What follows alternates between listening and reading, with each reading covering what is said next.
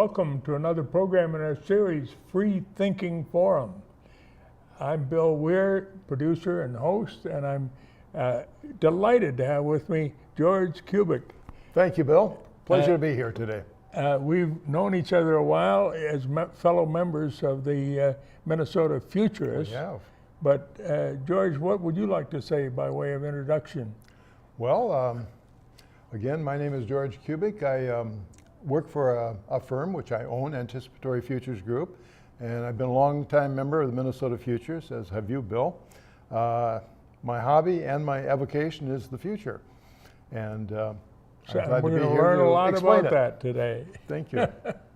And you've suggested that the little minute and a half film that you brought along might be a good basis for it. Yes, it's a Canadian production, and I believe you will enjoy the film. It's very concise. It's a film that's about a minute and 32 seconds, but it's an excellent overview. Good.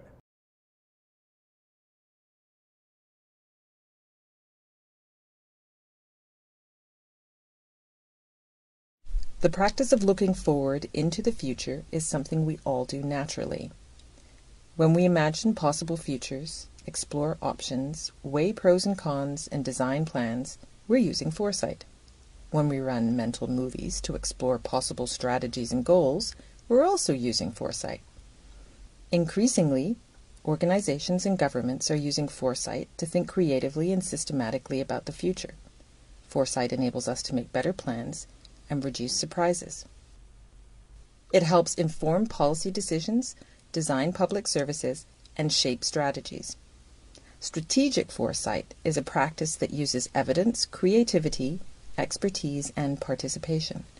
Strategic foresight allows us to understand, plan for, and influence future events and situations. Foresight isn't about predicting the future. Rather, it helps us to see what may happen and to understand a range of plausible futures that we may confront. Foresight is interdisciplinary, blending future studies, system dynamics, physical and social sciences, participatory design, and strategic management. It's supported by professional communities of practice and by academic scholarship. It is deliberate, imaginative, and rigorous. Well, that's quite a film. I really appreciated that. But how would you concisely define futures research? Well, futures research is a vast project. It's a method for giving order and meaning to the displacement of time. Time itself is a rather abstract concept. We have the past, we have the present, we have the future, but they're not defined in the same way by all cultures. And futures research is a way for us to influence the future, to make decisions, and to benefit from the passage of time. So, are there different names for the disciplines of future studies? Well, I'm glad you asked that one because it has a long repertoire. It goes by the name of futuristics, futurism, strategic foresight, futurables, futurology, future studies, social prognostics, and one of my favorites, melanthology. Melanthology. Melanthology comes from the Greek, meaning time. So the Yeah. passage of time, it's very appropriate. We don't see that term used in today's vernacular of futures research, but it's a very appropriate one for the past. Yeah, and I think I heard you say is Australians came up with the idea of Australians, title. you can almost tell who uses what wording. The Australians tend to go for strategic foresight, for example. Here in the States, we use futures research, sometimes future studies. French use futurables. There are many different derivations, and you can just about tell where the person is from. But what does it mean? The study of postulating possible, probable, preferable futures? Well, it's a way of learning from the future. It's a way of influencing the future. It's a formalized system, one that has sets of rules and guidelines, just like any science does.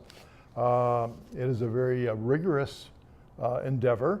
It has stated assumptions, for example.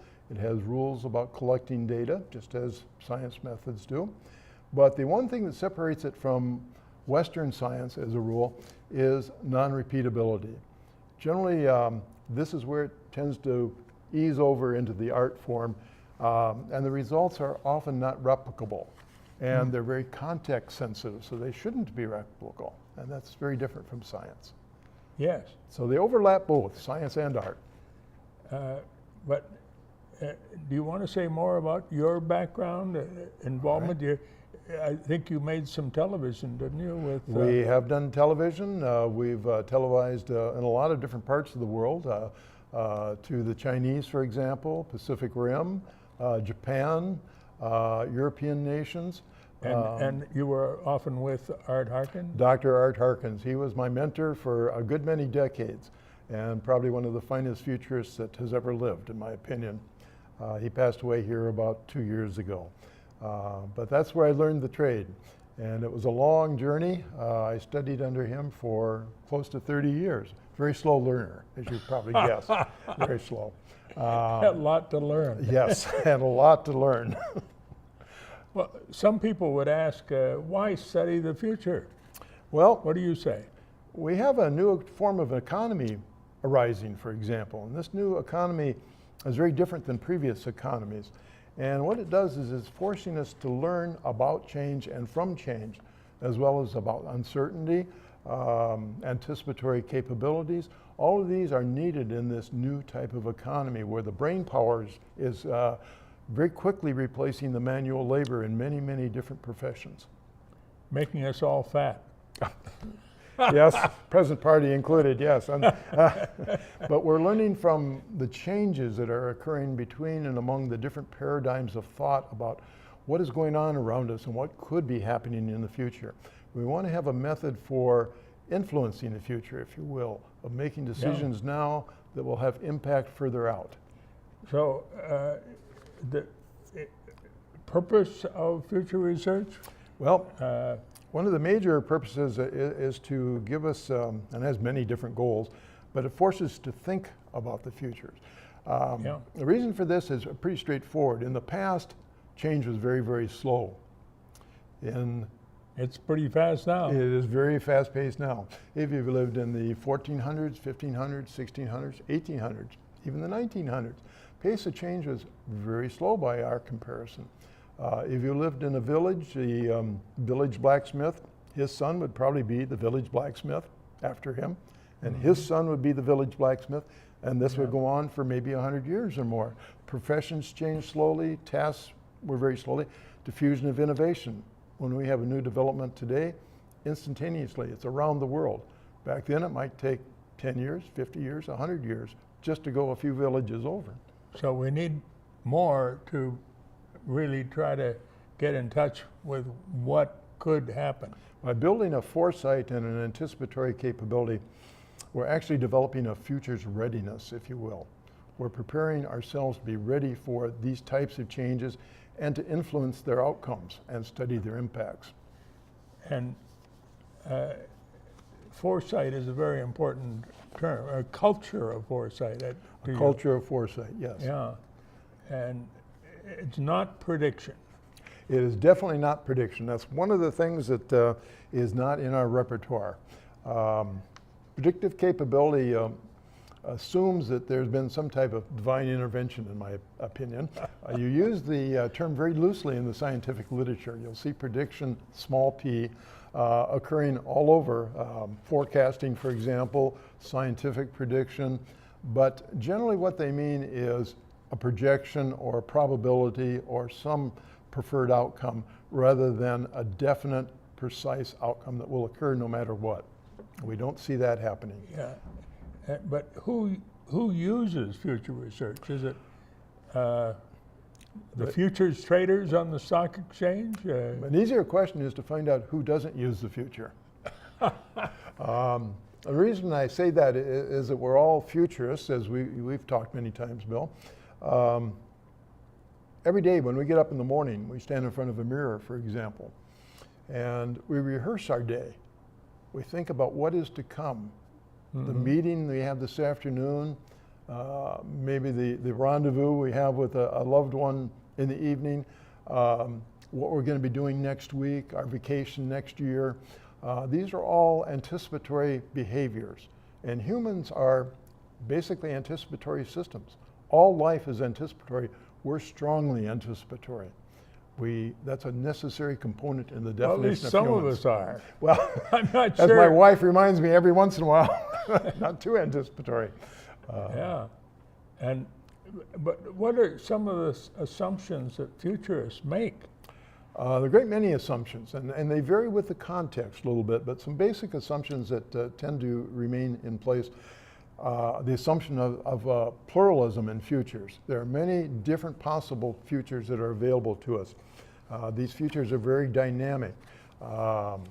This is why prediction is impossible, because we don't know what's going to happen for sure 5 minutes away, 10 minutes away, 10 years away, 100 years away. Recently I was working with a federal agency, and one of their ambitions was to address a future of 100 years from now.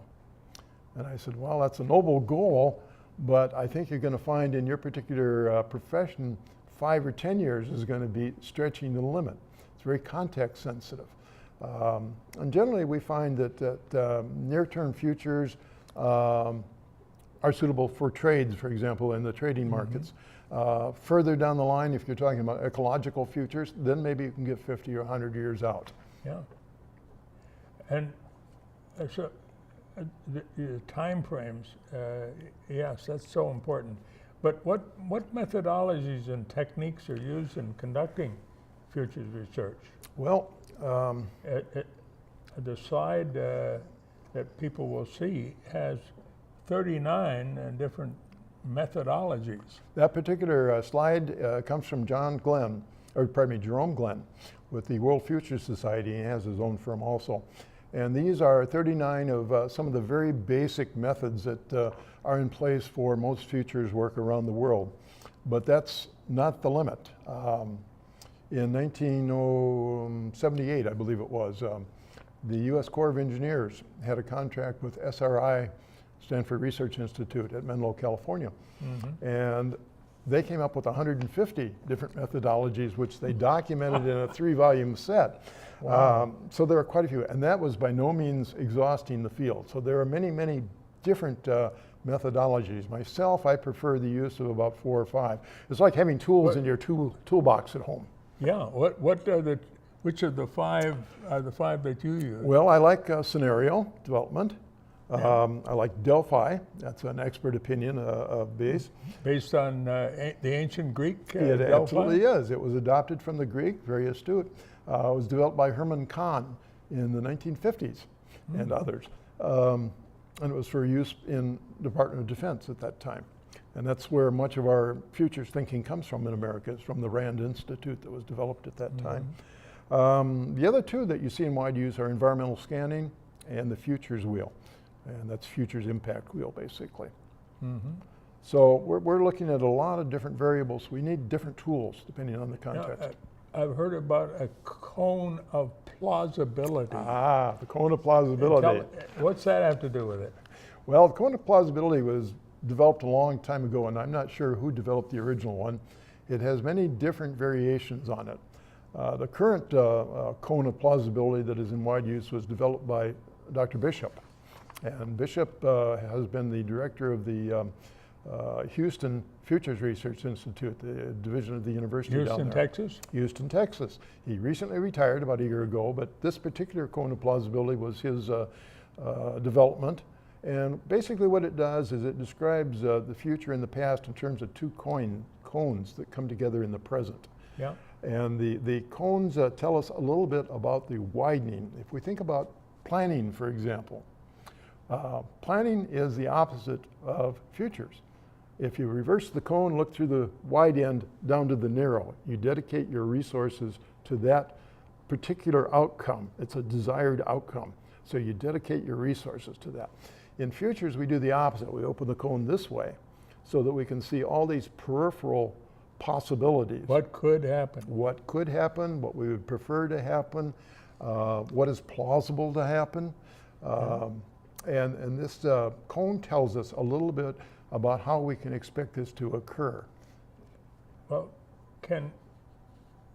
I think you've already told me, future studies cannot be used to predict the future.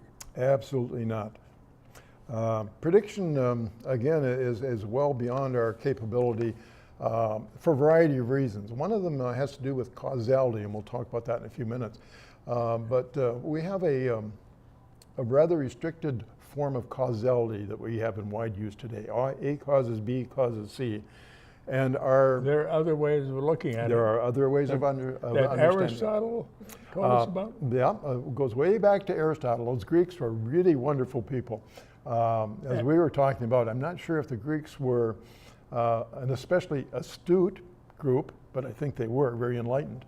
But they may have also been a Rorschach test for us today. That is, we kind of see the Greeks in some light, in a different light, and we kind of measure it by our standards and develop the theorems around that. But Aristotle came up with 4 forms of causality. Efficient causality is the one we use in our sciences and for most of our thinking, but there are 3 others that are very beneficial. One of these comes out in a field called postmodernism in emergent behaviors. We associate it mostly with complexity and chaos theory, for example. And this suggests that this nice, neat A causes B causes C is not really that neat, that there may be something else at work there that suddenly flips over to a Z. We cannot determine what that path is, only that it's a possibility. It's much like quantum mechanics is. Mm-hmm. So it's a very demanding area that's rapidly developing in the futures field. There are a few people working on it. Snowden, for example, is working out of IBM, or has been working out of IBM. He has his own firm now. There are others such as Yoles out of the University of London, who's working with different paradigms of this type of thinking. Basically, it involves whether the quadrant you're working in is deterministic and predictable, as in complicated or simple systems, or non-deterministic and non-predictable, as in human thought systems, or if it's a third class of deterministic but non-predictable. And that implies that no matter how much information you've gathered, no matter how much data you've gathered, you cannot predict the outcome of that system. You can't know for sure. Can't know for sure. Yeah. May not even know in general. And that's what makes it really tough. That's why futures research is so important, because it starts to open up these avenues that you don't have that restricted vision. Suddenly you're able to see wider fields. You can see on the horizon. Take the blinders off. Right. We're used to looking at something very directly. In World War II, they trained pilots to look out the corners of their eyes. Mm-hmm. And the reason that they did that is that the rods were much more a higher level of acuity in the dark. Oh, the rods in the eye. Yeah, the cones are very good for color, and in full daylight they're very acute. But when the light starts to dim, the rods take over. Yeah, and the black you and have white. to look. Yes, absolutely. And you have to see to the side. And that's what futures does. It looks to the side as much as it does to the central. Mm-hmm. And that opens up the options. Mm-hmm. It used to be, there's an old saying, cogito ergo sum. It is a saying that is attributed to the French rationalist of the 17th century, René Descartes. And translated, it means, I think, therefore I am. And that's how we define humans at that time, at least. But there's another older saying that is also very powerful, and I think it's more inherent in its value to futures, and that's opto ergo sum. I choose there. I choose, therefore I am. Yes. And what futures research does is it opens up that choice. Mm-hmm. And that's a wonderful gift to humans, opening up choice about the future. I want to remember that one. Oh, there's an old because quote from, excuse me, go ahead. Because my feeling is that a lot of people are just going along, not taking part in the choice that is the fundamental of democracy. That's right. It's easier to follow the trend. And there's a saying about trends. They're dependent on the assumption that the future will be like the past, because in the past, the future was pretty much like the past. So and that's true until it breaks down, and then there's suddenly this catastrophe that we're experiencing all over the world. Futurism is although in its modern form it's fairly recent, 1950s, 1960s, but because everyone is a futurist, and they always have been, we see variations on this over time.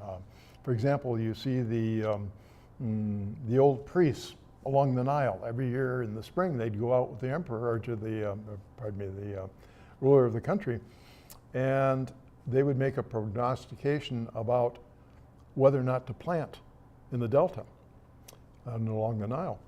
And they made a very elaborate show of this, much like consultants do today. And so they would send a servant down with a cup of water, fetch some water out of the Nile, and they'd come back and slurp up a drop or two, and they would make a prognostication whether it'd be a good time to plant this year or not a good time. And there was a trick to that, as it turned out. If the water was murky, it meant there had been flooding in the upper headwaters, and the probability of flooding out would be very high that year. So you don't want to plant when the Nile's going to flood out. If it was very clear, it meant there was probably not enough water coming down from the headwaters, and there would be a drought. So you didn't want to plant then. And this is pretty important because you had to open up the granaries and have the people use that grain for food rather than planting. And if they planted and lost their crop, they'd be in very poor luck. So that was one of the early futurist approaches. Another was the... a drop from the Nile River. A drop from the Nile River. Yeah. Another one is very famous is the oracle at Delphi. You mentioned that earlier. And the oracles were notably astute, and they parallel modern consultants very closely. They had an individual who would be down in the caverns there, and someone usually of wealth would come to them and ask a question. You know, will I be victorious in this war? And they'd go down and consult the priestess in the basement. And of course, the basement was all full of sulfur fumes. So they were half delirious, and they would mutter something semi-coherently. And the priest would walk back up, and he'd say, well, here's my prognostication for your outcome of the war. But they were very clever. One, they couched it in terms that could be read either way. A great victory will be held across the river. Now, that can mean almost anything. Doesn't say which side will win. But more money meant a better future being advised. So the earliest of consultants. The Delphi. And there have been many since them that we have seen. Nostradamus, Criswell the Great. Do you remember Criswell the Great? Anybody? Well, he was on television. He was on a magician? Yeah, well, he somewhat. He was on the Jack Paar show a long time ago. And he forecast the death of Jane Mansfield and Martin Luther King. Really? And the end of the world in 1999. Oh, I'm glad that one didn't come about. So if you throw enough futures forecasts out there, you're bound to get one right. Yeah. So the ability to make concise forecasts that can be of use to individuals is very, very important in this business. And that defines a professional consultant in the area. Now, I've come across the term VUCA. VUCA. VUCA is a term that was... It's an acronym, isn't it? It is. It came from the Cold War period. And what it said was basically, we're having a hard time understanding what's going on in this Cold War. Things are not always as they seem, and we need a way of addressing it. And so the military and others came up with VUCA. It stands for volatility, uncertainty, complexity, and ambiguity. And volatility means just that things are fast moving around you. They're very quickly changing. The Greeks had a word for this. It was panta-rei. And panta-rei meant flow. Everything is in flux. And this comes from the philosophy of Heraclitus in the 5th century. More precisely, it meant a very turbulent flow. And that's what we are beginning to experience today, great turbulence in the flow of time. Things are not always as we easily forecast them. Uncertainty also accompanies this. That is, the direction is unclear. We don't know exactly what's going to happen because it is so complex, which leads us into the C, which is complexity itself, the study of complexity. It's not easy to understand or explain these types of phenomena.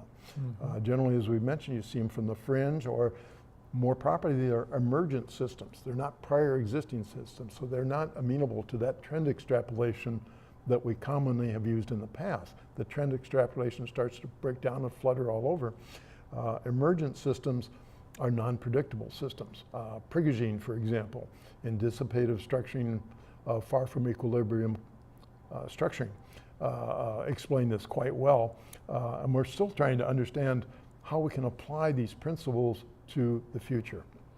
And then ambiguous. Ambiguous is the toughest of all. Ambiguity implies that there may be, number one, many answers to your question, or two, maybe there are no answers at all. Mm-hmm. And this is very difficult for, let's say, an executive to understand. Suddenly, someone is approaching them on their staff and saying, well, this doesn't have a solution. And most of our executives are in a problem solution orientation. Rather than taking the time to really adequately define a problem, they tend to jump in very quickly and find a solution to the problem. And some problems just don't have solutions. And that can often send a corporation or a government down a dangerous path.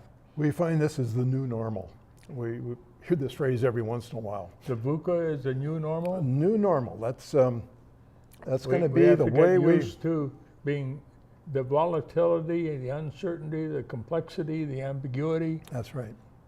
In the future, and we already see that today. That's hard on people. It is, very much so. Do not have a right or wrong in an answer. It's very tough on the psyche. We're expected to have those answers.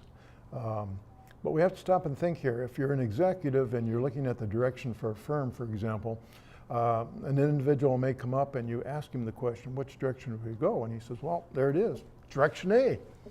That's good. But what if he's wrong? You've got all your marbles on direction A. Another more practical application of this VUCA is the individual who's well-versed in a variety of outcomes. We have talked so long that thank you, George. We'll have to have you back sometime too. I appreciate that very much. We'll finish the discussion.